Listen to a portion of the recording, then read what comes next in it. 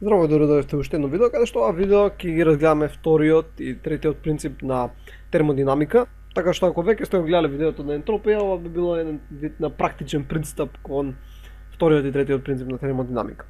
Сега, вториот закон или принцип на термодинамика всушност гласи дека ентропијата во изолиран систем, односно универзумот, секогаш се зголемува, односно се зголемува.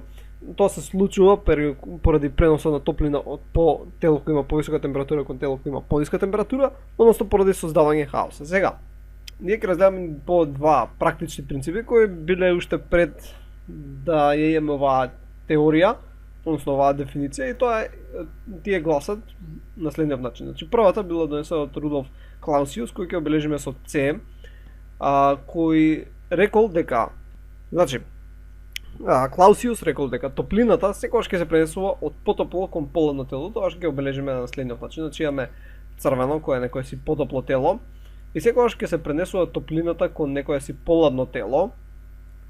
Така, секогаш ќе се пренесува топлината кон некое си поладно тело и дека не можеш ништо да направиш за тоа да го спречиш ако не вложиш енергија. Така, односно не може да иде обратно, освен ако не вложиш енергија, односно не извршиш некаква работа врз системот.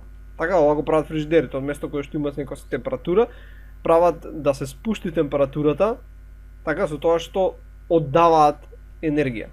Но тоа го прават, како што видовме, со носење на енергија во системот, односно фрижидерот и преку пат на посебна машинерија, но пак се користи енергија со цел да се одвива спротивниот процес, барем во даден систем. Ова видовме, всушност зошто е така. Едноставно молекулите кои се овдека се движат многу повеќе, да речеме тоа ќе го индицираме со стрелка, се движат повеќе, овие тука се движат помалку. И едноставно нивното движење, едноставно ќе ги удри на некој начин овие молекули кои се движат помалку и сега овие ќе почнат да се движат повеќе. Така ќе почнат да се движат повеќе, а овие ќе изгубат дел од енергијата, така што они сега ќе се движат помалку и на крај ќе дојдат на некоја си средна точка. Добро, тоа го разгледавме. Сега, вториот начин на кој може да се објасни вториот закон на термодинамика доаѓа од страна на Келвин. Сега, Келвин рекол дека не можеш да конвертираш топлината во 100% работа, дека мора секогаш да има некоја загуба на топлина. Односно, нели кога имаме промена на внатрешната енергија, промената на внатрешната енергија зависи дали се примило одредено количество или се оддало одредено количество топлина, и плюс дали се примило или се оддало одредено количество работа. Сега, работата ја сметаме како еден вид корисна енергија, така, додека топлината ја сметаме како еден вид бескорисна енергија. Сега, иако е бескорисна, повторно можеш да искористиш со на паметен начин со цел да извршиш работа. Така, ако искористиш да се загрее некоја површина така што ќе се зголеми волуменот, така и при тоа зголемување на волуменот се придвижува некаков пропелер, ќе добиеш некаква си струја која постојано можеш да искористиш за работа. Така, значи ќе добиеш работа од оваа топлина, а може на повеќе начини да така работат парните машини. Но поентата е, иако добиеш работа, повторно мора да имаш некаква загуба на топлина. Не можеш 100% енергијата од таа топлина да ја конвертираш во работа. И оваа топлина што ќе ја изгубиш не може да биде некоја си бескрајно мала. Така, значи цело време ќе подобруваш овој процес овдека, некој си процес.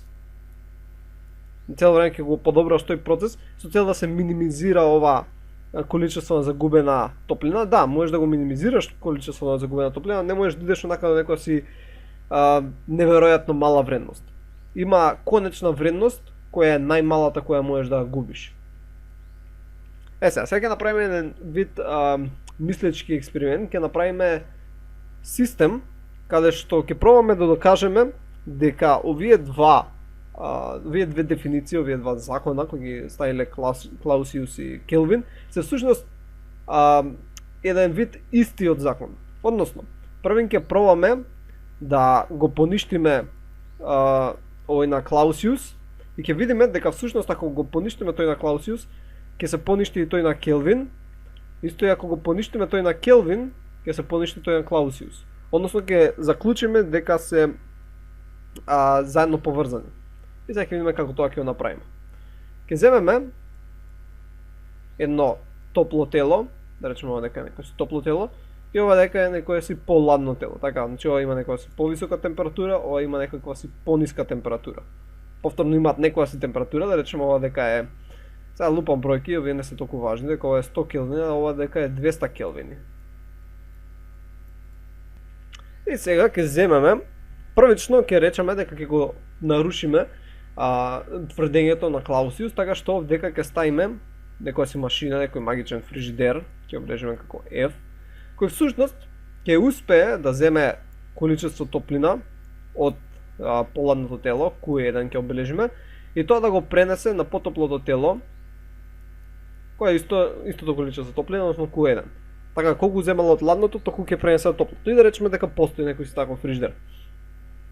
Сега дека на другата страна ќе образуваме некој си мотор кој не нарушува никакви правила, така ќе обележиме M, за некоја си машина или мотор, каде што таа машина, ќе бележиме со зелено, одзима некакво си количество Q2 топлина од топлото тело, нормално зима од потоплото, и врши некаква си работа, и при тоа, бидејќи не нарушува никакви закони, мора да има губиток на топлина, кој ќе бележиме Q1. Така, сега, работата што се извршила, всушност е еднаква на Q2 минус Q1, бидејќи Q1 го губиме. Така, Q2 минус Q1. Сега, да видиме всушност што се случува овдека. Значи, првично, на некој начин ова можеме, макар како да земам со некоја си виолетова боја, ова овдека можеме да не го гледаме со цел да ни се олесни проблемот, бидејќи едноставно Q1 вадиме, Q1 ставаме, така ова со ова се поништува, така тоа ништо не се менува таму. Да видиме што се случува во другите размени на топлина. Значи, вадиме некакво си количество Q2, а внесуваме количество Q1.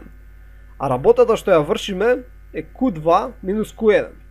И всушност, ние би вршеле 100% конвертирање на топлина во работа. Што не може, поради тоа што Келвин не вика. Односно, со ова заклучуваме дека вака. Ако пробавме да го нарушиме Клаусиовиот постулат, така, односно ставивме некој си магичен фрижидер, ако тоа го направиме, тогаш се нарушува и Келвиновиот. Така, значи ако речеме дека Клаусиовиот е неточен е тврдењето и ставиме магичен фрижидер, излегува дека и Келвиновиот е неточен. Бидејќи чим го нарушиме Клаусиовиот, ставиме магичен фрижидер, се појавува дека можеме да направиме 100% конвертирање на топлина во работа. Добро, ајде да видиме што ќе се случи ако го нарушиме Келвиновиот. Така, ова тука ќе оставиме, повторно ќе направиме топло тело и ќе направиме поладно тело. И сега за да го нарушиме Келвиновиот, всушност треба да направиме една машина, значи имаме тука некоја си машина, мотор, кој всушност вади топлина Q1, така вади топлина Q1 и врши 100% на конвертирање на топлината во работа. Така, значи Келвиновиот беше дека нема 100% на конвертирање, но дека викаме дека тоа Q1 преминува 100% во работа, односно го нарушуваме Келвиновиот. И да видиме што ќе се случи. Сега, таа работа всушност можеме да искористиме, тоа видна енергија, можеме да го искористиме за да напоиме фрижидер. И овој фрижидер значи не нарушува никаков закон, каде што тој фрижидер всушност ќе црпи, со која боја нека биде жолта, количество Q2 од ладното тело и всушност колку количество на топлина ќе внесува во потоплото тело? Q1 плюс Q2.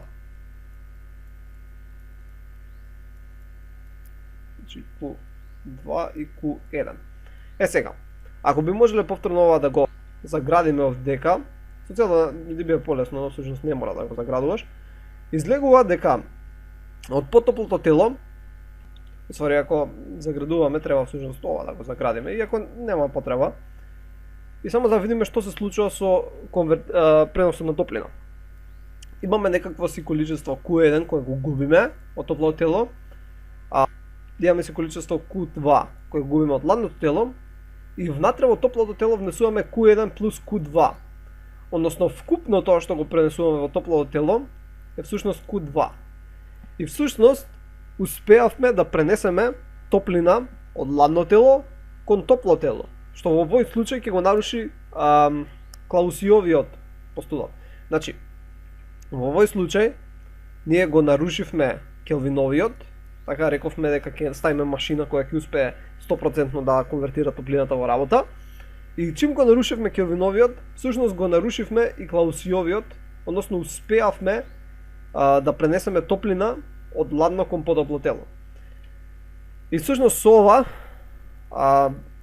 значи и овдека ќе бележам, ако го поништиме Келвиновиот, кажеме дека не е точен, дека постои машина која може да направи 100% работа, во тој случај се поништува и Клаусиовиот, односно успеваме да пренесеме Q2 од поладно кон потопло тело. И со ова што заклучуваме? Заклучуваме дека ако ги имаме овдека, ќе бележам Клаусиовиот и Келвиновиот, може двете да се двете тврдења или да се точни, може едното да е точно, другото да не е точно и обратно. Или може двете да не се точни. Сега заклучивме дека ако едното е неточно, другото не може да е точно, така да ова отпаѓа и ова отпаѓа. Така што не останува опција или двете тврдења се точни, или двете тврдења се неточни. Сега при ова видео не докажавме дека се точни, мислам тоа го знаеме денеска, имаме многу по детално разбирање, но всушност докажавме дека всушност двете тврдења се еден вид истото тврдење, иако звучат толку различно. Дека топлината секогаш ќе се пренесе од топло кон ладно и дека не може топлината 100% да се конвертира во работа без да имаме загуба на топлина. И од ова всушност денеска знаеме дека ентропијата во изолиран систем од универзумот секогаш ќе се зголемува баш поради овие тврдења. Сега ова видео дека всушност што го објаснував за вториот закон на термодинамика е еден вид попрактичен пристап. Бидејќи објаснував ентропија во минатото видео. Сега третиот принцип на термодинамика всушност е многу лесен. Значи третиот закон, односно принцип на термодинамика гласи дека еден систем, во овој случај кристално чиста супстанца, значи без никакви други супстанции, значи само едно парче од еден елемент, при температура од 0 келвини ќе има нула ентропија. Но тоа како што дискутирав минатото видео за ентропија, тоа е невозможно да се постигне, теориски само стои дека ќе има нула ентропија, но никош не може да стигнеме. Едноставно, замислете си, го имаш едно тело, така имаш едно тело, имаш друго тело ќе летува. И сега, например, рековме дека можеш од едно тело да извадиш топлина, иако ова е со пониска температура, но за тоа да го направиш треба да вложиш енергија, треба да вложиш работа, ќе бережме само Така и така да може да иде обратно, ова дали го прават фрижидерите. Сега, за ова тело, да го снижиш температурата до 0 келвини, всушност треба да вложиш на некој начин бесконечно многу енергија, бидејќи оваа енергија овдека ја добиваш од некој си друг процес, каде што некаде некој друг систем, всушност му се зголемува енергија, му се зголемува температурата. На тој систем му се зголемува температурата и ти добиваш од таму си вид енергија која користиш за да ја намалиш температурата на овој другиот систем. Сега, за да стигнеш до 0 келвини на овој систем, треба во овој другиот систем температурата да ја зголемиш до, не знам, бесконечност. Што нема да ја зголемиш температурата до бесконечност, така што нема ни да стигнеш ни до 0 келвини. Но сепак имаме стигнато приближно близу, најблиско мислам што е стигнато е 0,00036 келвини. Значи ова е многу ладно. И ова сметаме дека е најладното место воопшто во универзумот. Значи најладното место некоја што постоело во универзумот е на планетата Земја, една лабораторија. Но сепак пак не е нула. Иако е 0,00036, не е нула. И многу интересна физика се случува при овие ниски температури, со материјата се случуваат интересни работи, особено суперпроводници, нула триење, и едноставно идеме кон границите на нашето разбирање. Но добро, тоа беше на кратко за вториот и третиот закон, односно принцип на термодинамиката. Едноставно објаснив доста од овие работи на некој начин во видеото за ентропија, и видеото за ентропија заедно со ова видео всушност ги објаснува на некој начин вториот и третиот закон, иако сега ќе правам уште некој видео за Гибсова слободна енергија и така. Добро, се надам дека научивте нешто ново и ќе се видиме во наредното видео. Довидување.